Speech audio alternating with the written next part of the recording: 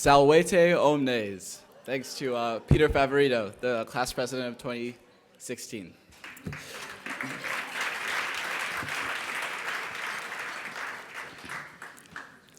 Good evening, alumni, parents, faculty members, fellow students, and friends.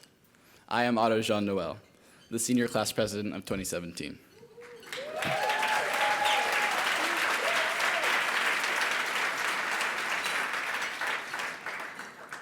It is my great pleasure to welcome you to this annual celebration of Boston Latin School.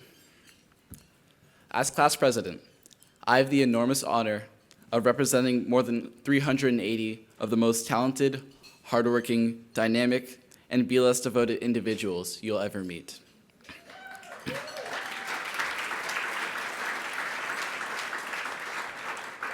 We're a really great bunch, trust me. We are artists and athletes, composers and competitors, community leaders and activists, and above all, students dedicated to a Latin school tradition that rewards our hard work and dedication with friendship, confidence, and skills that lead to rewarding lives. I am honored to be among you all, to share this celebration, and to let you know that when it comes to the class of 2017, your school, our school, could not be in better hands.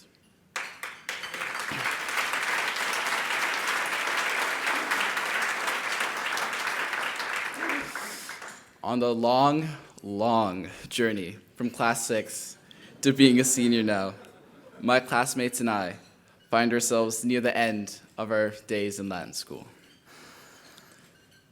Though June seems a long time away. Can't wait till graduation. But I know I speak for the class at large in saying how honored we are to be here today and to soon call ourselves Boston Latin School alumni, of the nation's oldest school and the nation's greatest.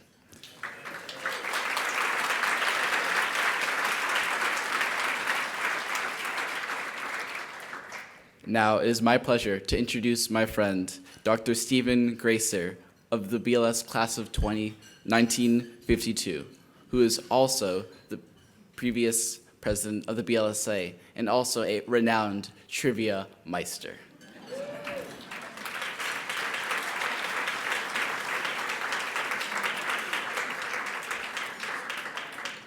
We ask that you put your thinking caps on and take out your pencils, and please give a warm welcome for Dr. Stephen Gracer.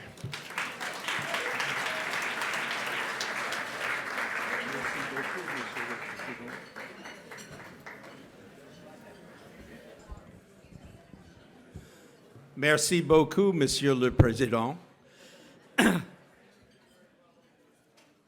Salvete omnes.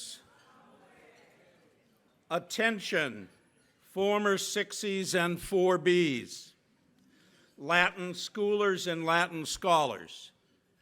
Here is the 2016 edition of BLS Trivia. The award for the first complete set of correct answers is 2 tickets to a Red Sox game in the coming season, or if you weren't in Boston last season, next season. For those that have won before. You will find paper at your tables. In a pinch, use a napkin. No books, no trots, and please, no technological aids. Here we go. Number 1, let us return to the days of ancient Rome. This is a 2-part question about Roman emperors.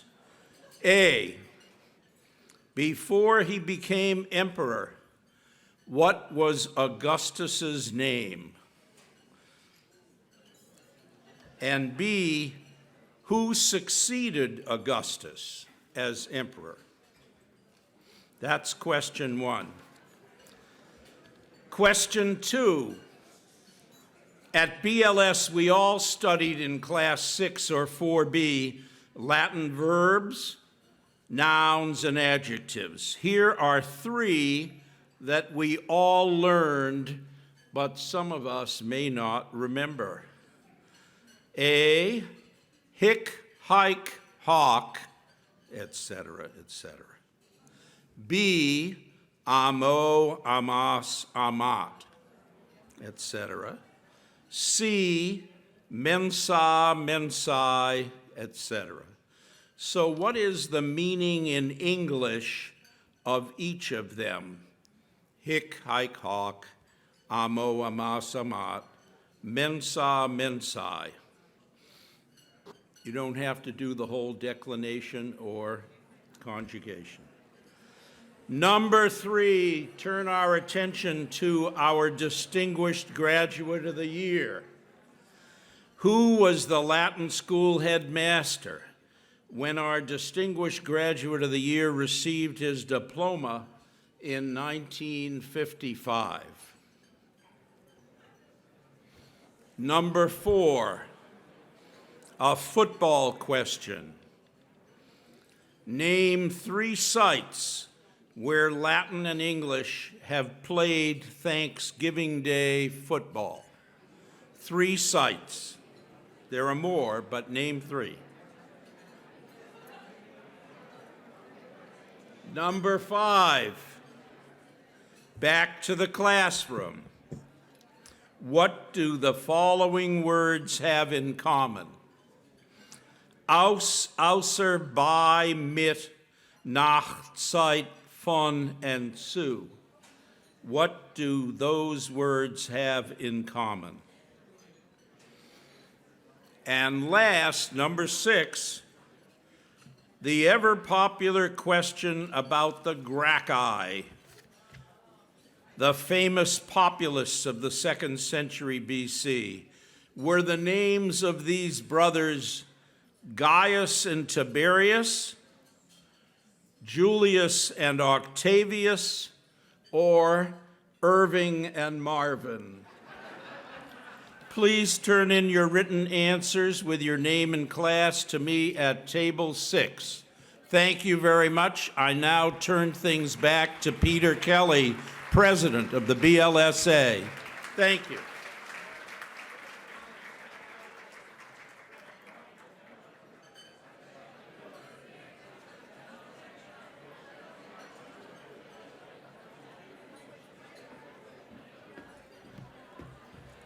Good evening, everyone. So you may eat, but you may not speak.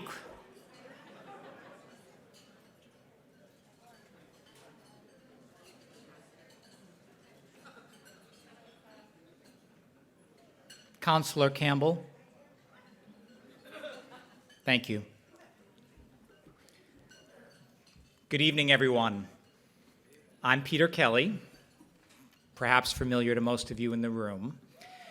This is my 8th year standing here, and it's a year of great celebration for me because for 8 years I've been waiting to deliver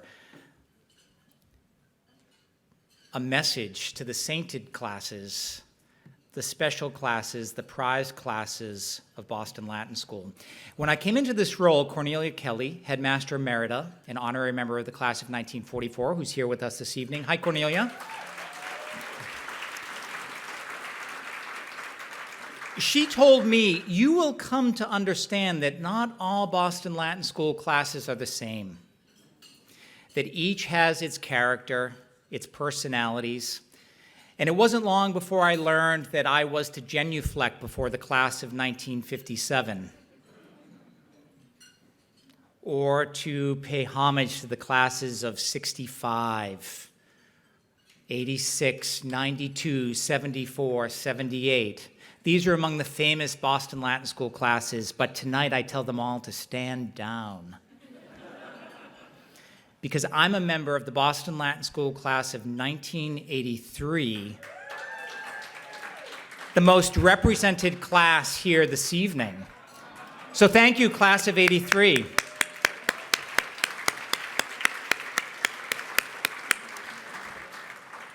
So Jack Fitzgerald, where are you? Good luck next year. So the class of 83 is special not only because within that group over there is my oldest friend Galini and my best friend John and my wife, who sits between them, Ruth, but also because that class represents so much of what's present here in the room. Because present at that table are the mothers of 6 Boston Latin School students or graduates of Latin School. So in recognition of the numbers of parents who have risen this evening to make this event so special, for those of you who are carrying the legacy through your children of this school, I ask you to salute the class of 1983.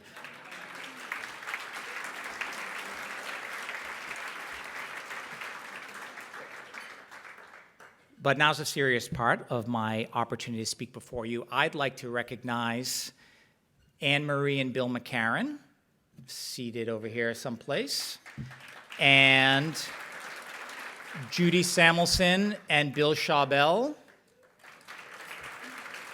and Sid Wolk, last year's distinguished graduate. Who can forget the pom-poms? And most especially Deanna Wolk,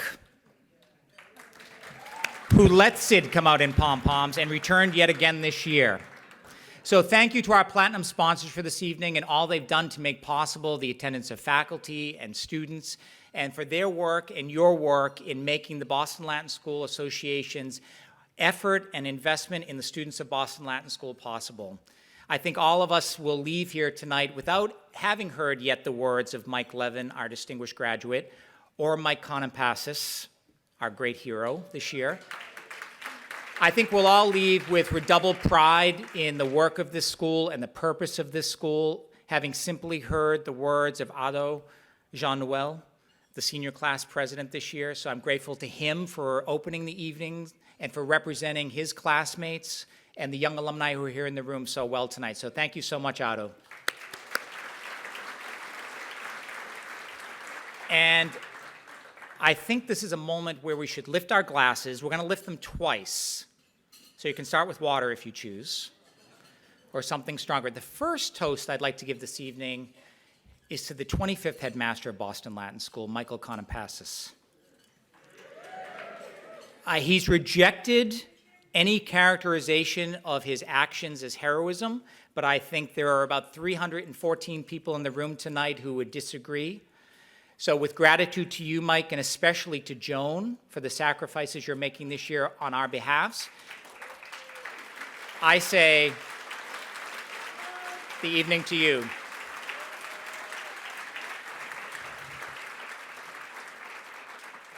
And to all of us who are here devoted to Boston Latin School, I simply say in recognition of a year that has challenged us, but that has allowed us to show our best face and our greatest strength, per aspera ad astrum. You're here. Enjoy your evening. That was Latin.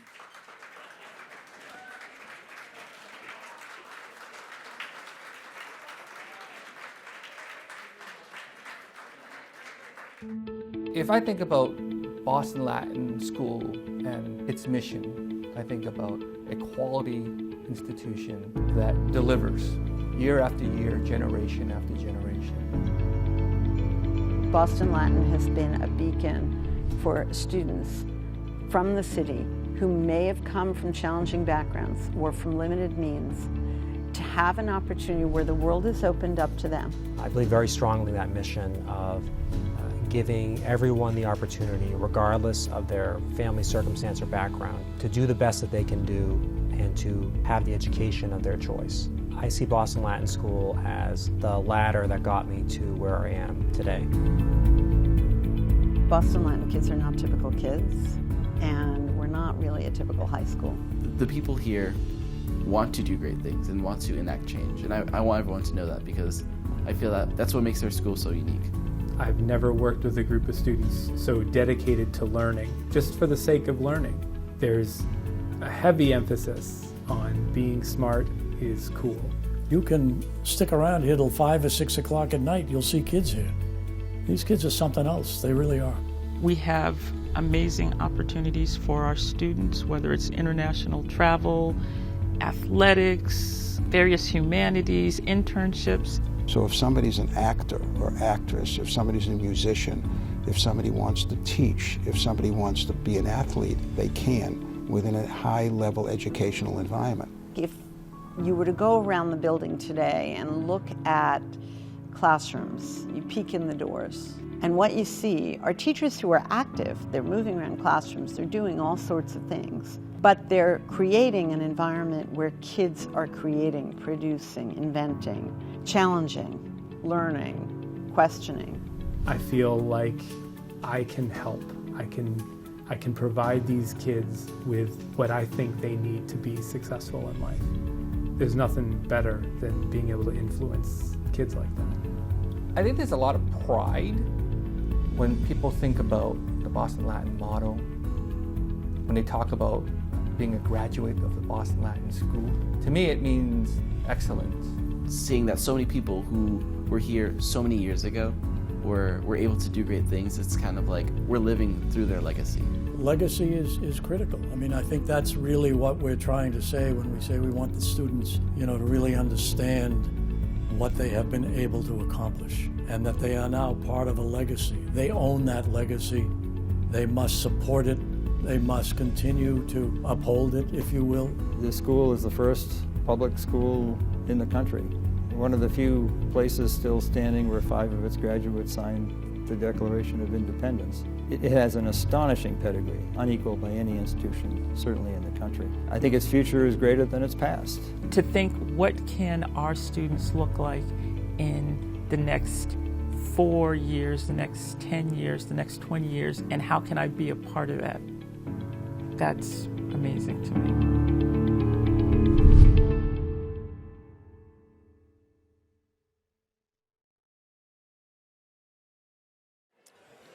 Faites attention, s'il vous plaît. Attention, please. We have a winner. I'm not sure whether the winner is applauding for itself. We have a winner with a footnote, but it's close enough. And the winner I will announce momentarily, but I do just want to say that nobody actually got all of them fully correct. And the one that puzzled most people was außer, bei, mit, et cetera, and there were some people that put down prepositions, which is literally true, but not sufficient by any standard. Some people put down German prepositions, for which they got credit. But the real answer is German prepositions that take the dative case. However, you would consider me to be, in Boston terms, a hard grader if I were to use that definition. So, Table 12 is the winner, and I would appreciate the Table 12 representative coming over to me at Table 6.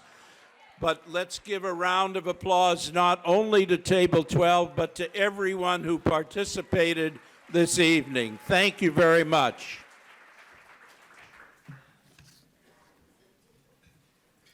Good evening. Our school truly does have a legacy of excellence.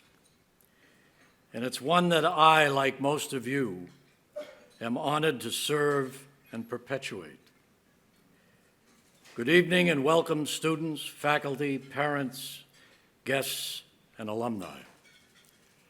Before I get into my remarks, I'd like to recognize the people at the Latin School, in the community, who make that school what it is for all of the students that are there.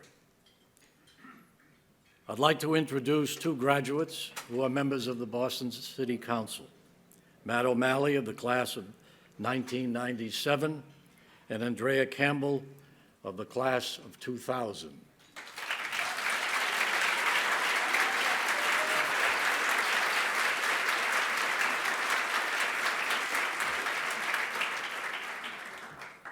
I would like all of the faculty and administrators who are here, present and past, to please stand.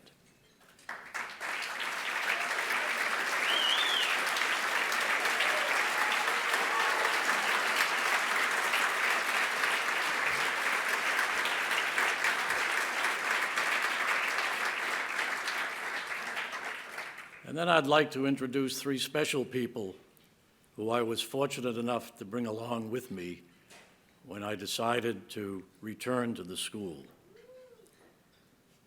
Each of these individuals has made a substantial contribution to the well-being of the students in all of the Boston Public Schools during their very lengthy and exemplary career. First of all, Jerry Howland, of the class of 1966.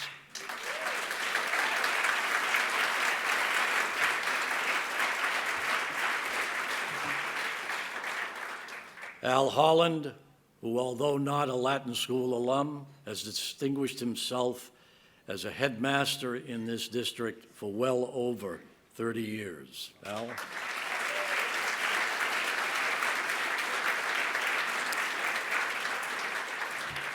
And finally, someone that you may know who served Mayor Menino for more than 20 years or more, and that's Martha Pierce. And I think Martha's somewhere down there somewhere.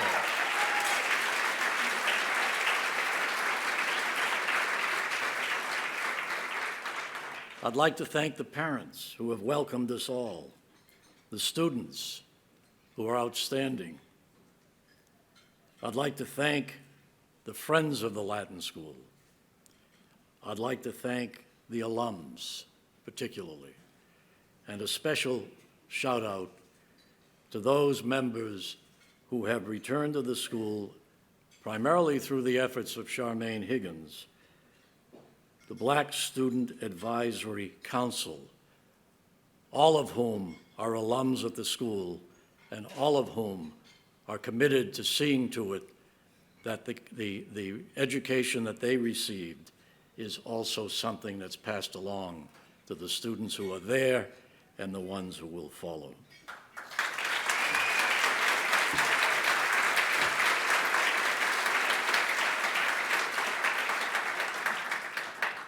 And then perhaps finally, to a gentleman who spent over 50 years at the Latin School, who I served with initially as a colleague, as a fellow teacher, and then the two of us in our younger years were very altruistic, and we served as representatives of the Boston Teachers Union.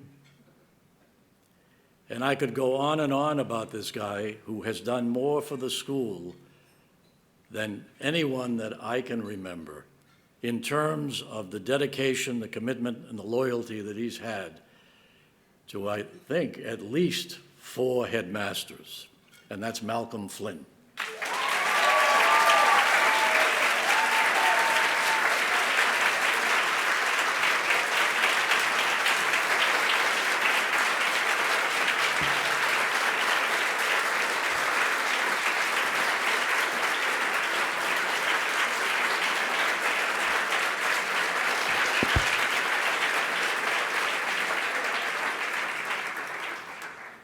If my count is correct, this is about the 50th annual dinner I've attended. It's the 22nd time I've stood before this audience in this role, and about 18 years since the last time I did so. If you follow the math correctly, and since this is a Latin School crowd, I expect you will, that means that I'm up way past my bedtime.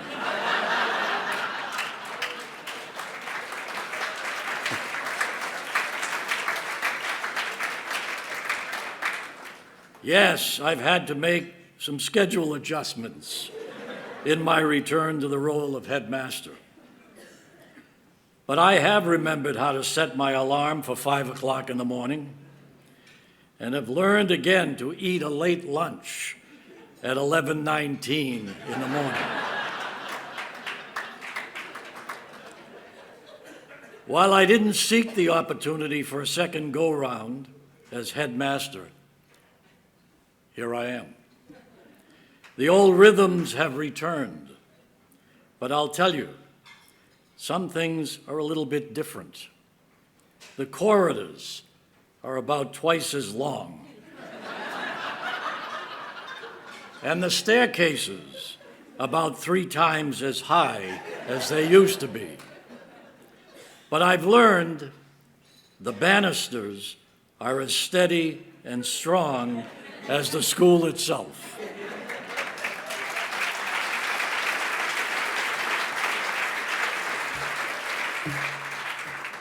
Yes, the place is very familiar, but it's also radically changed. And for the better, I should add. I can't begin to describe to you all the ways I've been surprised, but what I've found since my return. But I can share some. I've found a faculty alive with talents and innovations in their teaching. I've found students rising to the challenge of an academic program even more rigorous than the one of my era as a student or previously as headmaster. I've found kids with confident voices, exercising leadership and creativity in extracurricular pursuits, as well as in a commitment to serve others less fortunate. I found an arts wing, a dream I had for decades and helped to bring to fruition, but never got to enjoy. That literally lets the school sing.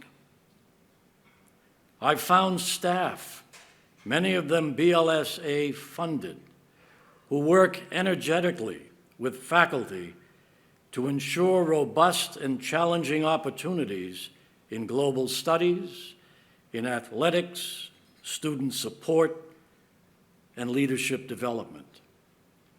I've found technology greatly enhancing the learning environment, and I've found an emphasis on wellness and well-being that lets our kids flourish safely. I have not returned to the school I left 2 decades ago. No, I've returned to a much better Latin school. We owe a great deal of thanks to Cornelia Kelly and Lynn Mooney Tater for the work that they did to bring the school to where it is today.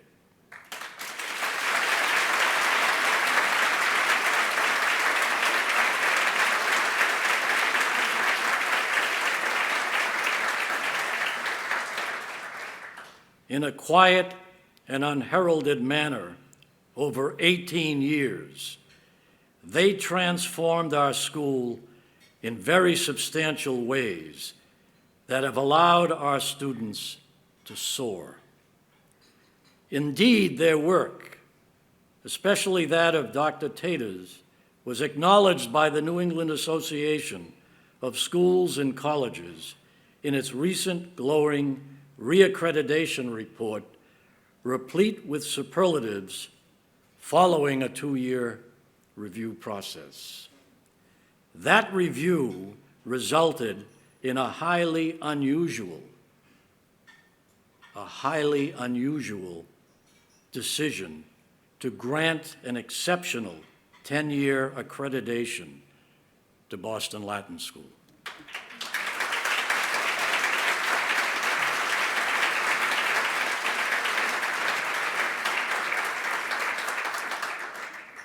To be sure, Boston Latin School is a work in progress. It has been for nearly 382 years. While all of us take great pride in this institution, we should never let pride give way to complacency. We should never assume that the Latin school of yesteryear would be the best Latin school for today. We should never put BLS on a pedestal that doesn't allow us to see the school in its entirety and acknowledge when the place needs a good dusting. That's where we find ourselves today. Our school has endured a challenging 2016. We have been awakened to a need to consider dimensions of student well-being around differences in race, religion, ethnicity, and diversity of cultural identity and practice. Since the late winter, our full community of parents, faculty, alumni, and especially students has rallied in remarkable ways to challenge this school, to heal this school, to protect this school, and yes, to elevate this school. That effort is very much for the good of BLS, and I am grateful for all of you, all that you are doing to understand it and to support it. The work we're engaged in now is hard, but when has anyone at Latin School ever shied away from hard work? What we do at Latin School is we answer the call, and we meet the challenge. When I was called in June, I answered. Today, I am calling on all of you. What I need from each of you is to answer the call too, just as I did. Please help me to ensure that the school remains true to its mission and remains an open gate to all who enter and all who work diligently to fulfill their dreams and ambitions, as we did. Tonight, as we prepare to honor our distinguished graduate, I'd like to ask you to join me in welcoming to the stage some gentlemen who have answered Alma Mater's call in notable ways. Over many years, our past distinguished graduates who are here this evening. Please welcome Steve Gracer, Bill Charbel, Phil Landrigan, and Chuck Clow to the stage. Gentlemen, please join me.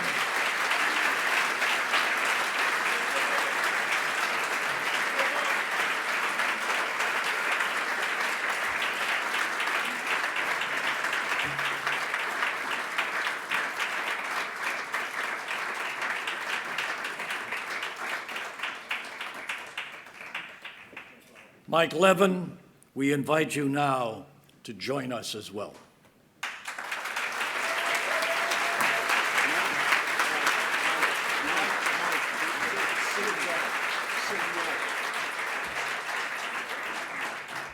With my apologies to Sid Woke, the guy with the pom-poms. He also can come up.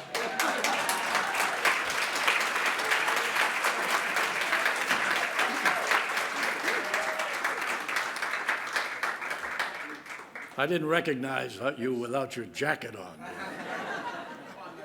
Or your pom-poms. We honor this evening Michael Levin, a true son of Latin School. From humble beginnings as a boy from Mattapan, Mike has soared personally and professionally. Degrees from Tufts and Boston University complemented his BLS training and provided ideal preparation for his extraordinary success as a business builder and leader. In his various roles with Holiday Inns, Las Vegas Sands, and U.S. franchise systems, Mike introduced innovations and brand concepts such as Holiday Inn Express that changed the hospitality industry, creating value for shareholders, livelihood for tens of thousands of employees, and comfort and value for guests. He has been accorded the hospitality industry's highest honors for his efforts. Mike shares a common trait with all of the previous distinguished graduates you see here on the stage tonight, myself included. The man simply does not know how to retire. In fact, Mike has been less successful than the rest of us. inasmuch as he has tried to do it several times, but hasn't quite figured it out yet. His most recent attempt came when he left Las Vegas Sands in 2014. Within a month, he was back in the leadership fishbowl, this time almost literally, as the chairman and CEO of the Georgia Aquarium, a post he holds today, and not unlike yours truly, a post he's held before. I think there's something catching about the name Mike.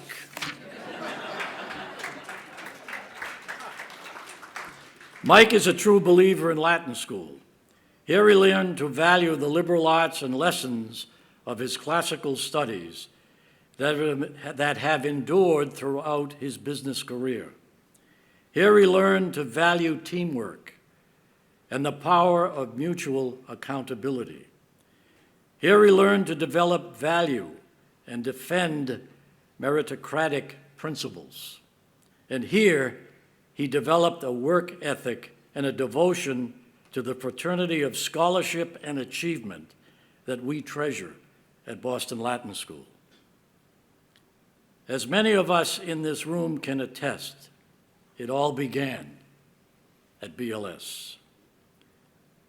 Mike's devotion to our work has manifested itself in remarkable ways. During the Pons Privadas campaign, Mike established a fund to support the boys and girls basketball teams, as well as a headmaster's discretionary fund. He's answered the call to leadership more substantially in recent years. As co-chair of the Prima Perpetua campaign with Chuck Clow, Mike and his wife Andrea have established the Levin Family Fund in Athletics to permanently endow the Levin Director of Athletics position, a role, I might add, proudly held today by Jack Owens of the class of 2003.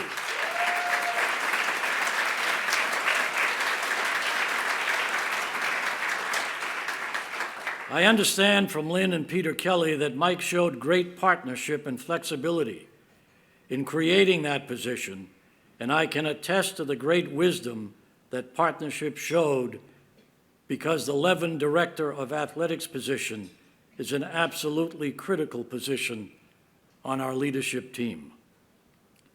Mike's community service and charitable involvement extend well beyond Boston Latin School. He has established scholarships and made other contributions to both Tufts and Boston University, as well as to Hadassah University in Israel, offering scholarships solely to underrepresented groups in that country. He is a fierce defender of American ideals, and he values community and family above all else. He and Andrea have 3 sons, one of whom surprised Mike by being here this evening. Adam Levin is a department head for classics at Germantown Academy in Pennsylvania. No doubt traces his own professional roots to his father's devotion to the classics fostered at BLS. The reasons to honor Mike Levin are many, but they're perhaps best summed up by one of his oldest friends, BLS classmate Arnie Corin, who is today a world-renowned pediatric surgeon based at the University of Michigan. In nominating Mike for this award, Arnie shared, "Mike and I first met at grammar school at the Solomon Leuenberg in Mattapan and became great friends during Latin school. Though our lives followed diverging academic, professional, and geographic paths, we have remained devoted, lifelong friends. I can say with confidence that a man of more humility, charity, and devotion to Boston Latin School you will not find." Those of us who know you, Mike Levin, are in complete agreement. It is now my pleasure, on behalf of everyone in this room, more than 2,400 students, 125 faculty, and countless parents and alumni to present you the highest honor of the Boston Latin School Association and to recognize you as the 2016 Distinguished Graduate. Mike.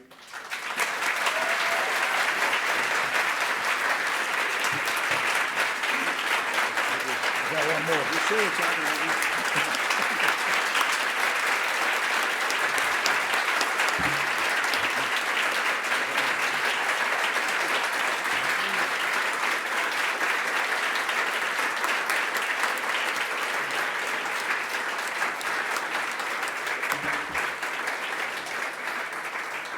Mike, I can assure you there is a plaque.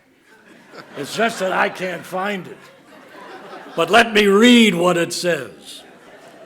The highest award of the Boston Latin School Association, proudly given to a most deserving son, Michael A. Levin of the class of 1955, Distinguished Graduate of the Year, an internationally recognized icon in the hospitality industry who has led numerous organizations through unprecedented growth during his half-century career. A highly acclaimed pioneer who is respected as much for his business acumen as his service to others. A visionary business builder and leader who founded U.S. Franchise Systems and Hoa. Examples of his innovation and influence in the hospitality industry. A dedicated philanthropist who has bestowed good fortune on numerous civic and educational organizations, paying it forward throughout his career. A sought-after lecturer and sage mentor who has helped to develop the next generation of hospitality industry leaders. A proud son of Boston Latin School, whose life and success stand in testament to Alma Mater's legacy and influence. Given on the date November 19th, 2016. Please welcome the newest distinguished graduate of the Boston Latin School, Michael Levin of the class of 1955. Hold up, they want to take a picture. Let me go.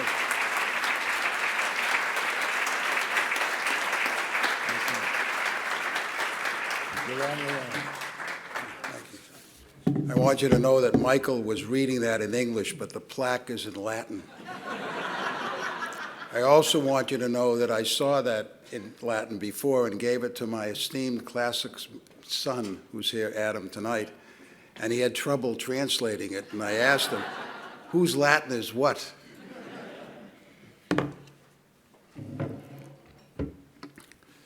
Well, thank you very much again, and I'll thank you a few times during the course of this small dissertation that I prepared with 3 hours of study every night. I never forgot how to do that, and if I don't do that, I can't go to sleep. And by the way, Michael, it's past my bedtime too. I sent my son a draft of this speech, and I asked him, because his master's degree was in Virgil, if he could give me an appropriate line to use to open the speech, which he did. I am now going to present it in Latin, and for all the faculty here and all the Latin teachers and whatever, I may embarrass myself by trying to remember how to pronounce these words, but I will try. Aeneas addresses this line to his group of fellow Trojan refugees in Book 1 after they've landed in a strange place. I may have read this line in Class 1, but I don't remember, and I didn't remember then how to translate it either. The line says, Forsan et haec, olim meminisse iuabit. Translated, it says, perhaps someday it will be pleasing to remember even these things. I use it tonight to say, even tonight, some of these words. On the first day of my Latin class in 3B, Doc Roach started the session, Gallia est omnis divisa in pates tres. So, in memory of Doc Roach, that wonderful man, for those of you who knew him, and I did, I divided my remarks tonight, pates tres. First, a series of thank yous. Next, a comment on today in my view of some of today's behaviors, not only in our school, but elsewhere. And finally, a closing that represents my personal feelings, having just entered the 80th year of my life. Pars prima. Thank you to Peter Kelly and members of the committee for choosing me. I'm truly humbled by this honor. Thank you to the 5 Latin School attendees who signed the Declaration of Independence. In 1976, John Hancock, Samuel Adams, Benjamin Franklin, Robert Treat Paine, and William Hooper. Without those and other signers, I don't believe any of us would be here tonight, living in the freedom of a society we all, no matter our political affiliations, hold so dear in our hearts. Thank you to my deceased maternal grandparents, Ida and Frank Goldberg, who came to this country from Eastern Europe in the early 20th centuries with the only resource of their common set of values, ethics, and concern for others. They mentored me in a 3-story apartment building at 624 Norfolk Street in Mattapan at the corner of Blue Hill Avenue, across the street from a Texaco gas station, for the first 16 years of my life. Thank you to David and Sari Levin, my parents. David was a graduate of Dorchester High School, one of the first in his family to graduate from high school, and Sari of Jeremiah Burke. As an only child, my mother's love of reading and scholarship left an indelible impression on the importance of education. And David, my father, instilled in me a love for the customer. He was a salesman, and a passion beyond all for the Red Sox, the Celtics, the Bruins, and the Patriots. Teaching me that it's not whether you win or lose, but it's really how you play the game that counts. Thank you to my spouse of nearly 56 years, Andrea, who couldn't be here tonight, for her love and support as my career in business took us to homes in Sudbury, Stamford, Connecticut, West Carlton, New Jersey, Glencoe, Illinois, Atlanta, Georgia, Nassau in the Bahamas, Las Vegas, and finally Boca Raton, Florida. Believe me, it was a lot of packing and unpacking. Special thank you to Aaron Gordon, a recipient of this award, a teacher, a mentor, a camp director, who taught me if I could return from adversity and I could still be successful. For my name to be listed with his is especially gratifying. And lastly, a thank you to my 3 sons, one of whom is here tonight, John, Robert, and Adam, who have grown to be outstanding young men who have inherited, thankfully, the values of those first-generation immigrants, immigrant Americans, and they practice those values daily. Most important, although they do not live in Boston, they are still, as are their progeny, Red Sox, Celtics, Bruins, and Patriot fans.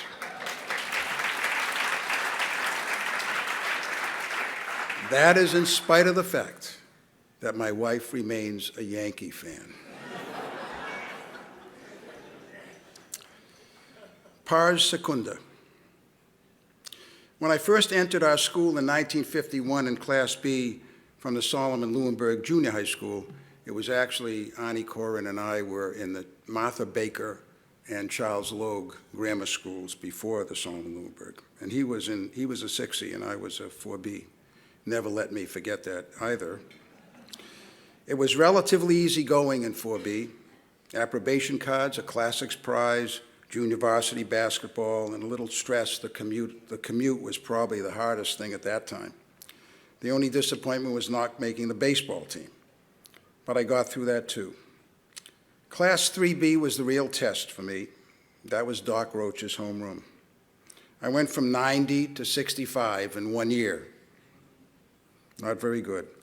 Even as I watched 40 or 50% of the young men drop out and leave for other high schools. But I studied harder, got to the finish. I sometimes think how hard it really was, but I got there. In Class 2, I ran for vice president and lost, began a long string of elections that I lost in college and whatever. I ran for everything. Later in life, I got a lot of jobs I didn't want, didn't run for anything. I lost to the presidency to David Rosenthal, a wonderful young man, old man now, the class of '55. Bob Watkins won the Secretary Award. He played on the basketball team with me. I'll mention him a little later. I was happy to see I knew both of those men, and they've established themselves very, very well in the course of their histories as well. The Liber Auctorum yearbook in 1955 provided a statement under my picture. I don't know how, but it said, a gentleman of wisdom and soberness. I was never sure how I got that. But later in life, I may have provided at least a little bit of wisdom, but the soberness and gentleness may still be a real question. As most Latin school graduates would say, I hope, Latin school changed my life. The school challenged me in every way, taught me to study, taught me to compete with those much more erudite than I. They pushed me every day in every way. Most important were two things: discipline and the ability to understand others who were different. Growing up in the 40s and 50s in the Jewish ghetto of Mattapan, Dorchester, and Roxbury, my only exposures were to others who were mostly like me, except for when I ran into the parish priest at St. Angela's, who asked me if I could play on his CYO baseball team. I never did. But in Latin school, my friends were Irish, Italian, and fellow basketball friend, African-American Bob Watkins. And I began to see that at the end of the day, different backgrounds could be more interesting than just everyone being the same. Those experiences added greatly to what for me has been a diverse and unusual career. Thank you, Latin School, for opening my eyes. It was then my responsibility to use what was taught to help accomplish what I have done in my personal, business, and philanthropic endeavors. When Peter Kelly called to ask me if I would accept this award, it was around the time where problems at our school and problems in our country were causing lots of concern, and those times haven't changed in our country for sure. A few weeks later, Lynn Mooney Tita resigned her position, and her assistant, Malcolm Flynn, followed.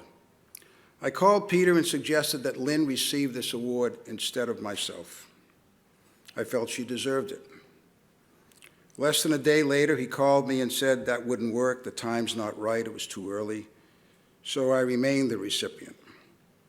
So I said to Peter, is it okay if I say some things that I'd like to say? And he said, sure, you can say anything you want.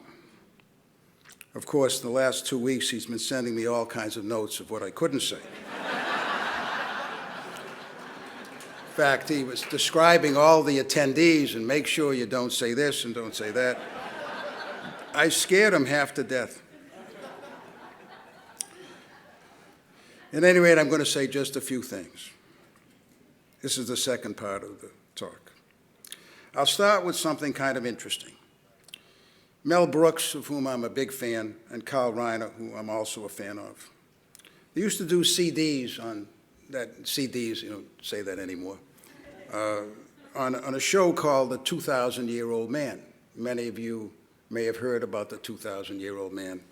tonight, actually, by 10, I feel like the 2,000-year-old man.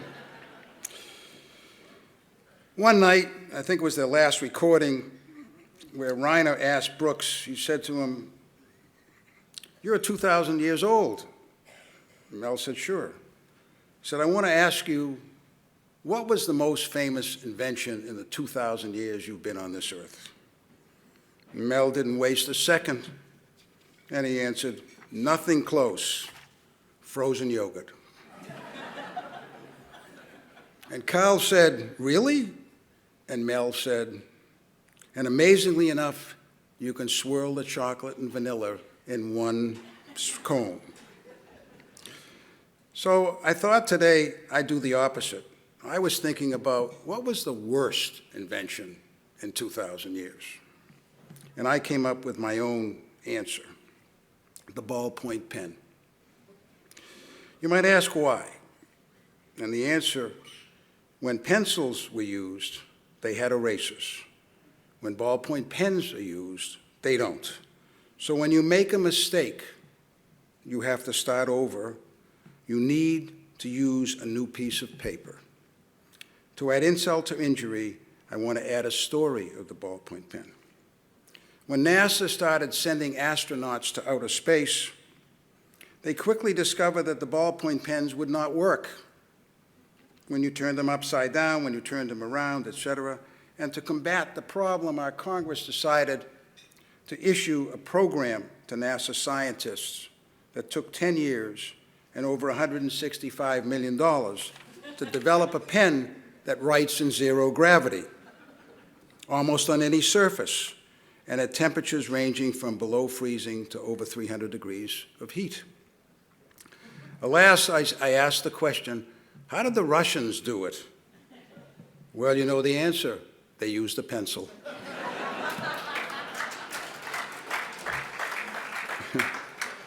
When I grew up, you could use the same piece of paper if you made a mistake, simply using a non-lead end of the pencil. The reality is today the ballpoint pen has caused us to fear mistakes, be intolerant of errors, to penalize both. And society seems to have returned to an age of both non-forgiveness and judgments of individuals prior to appropriate legal process and prior to appropriate facts. A society when we expect perfection, which in fact can never be attained, is a terrible danger caused by instability and inability to listen and to understand. When at Tufts University, I was an actor, believe it or not. It doesn't come out in my resume. It wasn't that good. But I played the role of Reverend Hale in Arthur Miller's play, The Crucible. At the end, I begged Elizabeth Proctor to confess her witchcraft, though I knew she was innocent, but she would not confess before being put to death. Similarly, a society that jumps to conclusions for what may look to be a proper agenda threatens the very core of our freedom, the freedom that so many of our countrymen and women have given their lives to protect. After the investigation at our school, there were inappropriate behaviors, seven incidents, of which 6 were handled correctly and 1 perhaps not. The proponents of the investigation didn't stop their intervention and did more. They didn't focus on what was done properly. Instead, they focused on finding error after error. Only that what was wrong was putting enough pressure on to cause 2 great educators to resign their jobs that they loved and they loved that worked. The job that, as Michael said before, had moved the school into this generation with vitality and without prejudice. They were judged by those whose basic agenda might be noble, but whose continued intolerance for error caused the result that in fact could have affected not the reality of what was their objective, but even could make it harder to achieve. I don't like overreaching governments. There's something about Sam Adams that descended into me.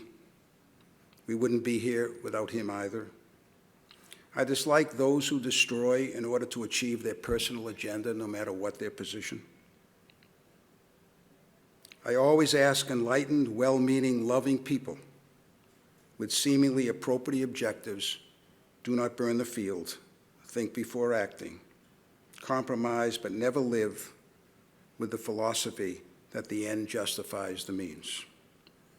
And for our leaders, I urge them, stand up and defend those who are abused. Unfortunately, in our case, many that could have stood up stood by silently.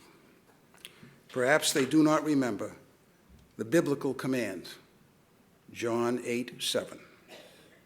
If any of you is without sin, let him be the first to throw a stone. Maybe we should all remember.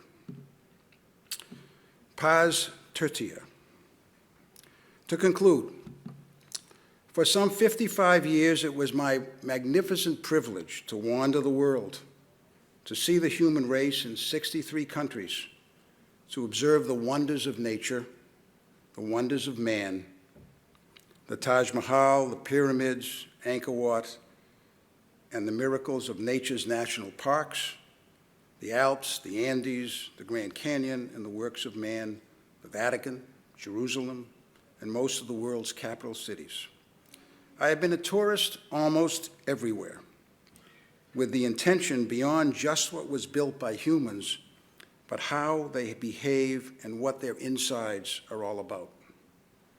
I have learned that common values are more important than individual differences, that those commonalities are the ones that should bind us together, not tear us apart. 2 summers ago, I was stunned in Aspen, Colorado, when I wandered into the John Denver Memorial. There was not even an admission charge. It was, in fact, the most remarkable experience of all the rest. A series of granite stones, and each inscribed with the lyrics by the late author. One of them will finish this too long dissertation tonight. Carmine, Preces et Promissa, Poems, Prayers, and Promises. I've been thinking lately about my life's time, all the things I've done, and how it's been. And I can't help believing in my own mind. I know I'm going to hate to see it end. I've seen a lot of sunshine. I've slept out in the rain, spent a night or two all on my own. I've known my lady's pleasures, had myself some friends, spent a time or two in my own house. I have to say it now, it's been a good life, all in all. It's really fine to have a chance to hang around and lie there by the fire and watch the evening tire while all my friends and my old lady sit and pass the pipe around and talk of poems and prayers and promises and things that we believe in. How sweet it is to love someone, how right it is to care, how long it's been since yesterday, and what about tomorrow, and what about our dreams and all the memories that we share. Days, they pass so quickly now. The nights are seldom long. Time around me whispers when it's cold. The changes somehow frighten me. Still, I have to smile. It turns me on to think of growing old. For though my life's been good to me, there's still so much to do, so many things my mind has never known. I'd like to raise the family. I'd like to sail away and dance across the mountains on the moon. I have to say it again. It's been a good life in all. It's really fine to have a chance to hang around and lie there by the fire and watch the evening tire while all my friends and my old lady sit and pass the pipe around and talk of poems and prayers and promises and things we believe in. And what about our dreams and all the memories we share? This has been a great honor for me. Thank you for having me and honoring me, and good luck to everybody at BLS. Thank you.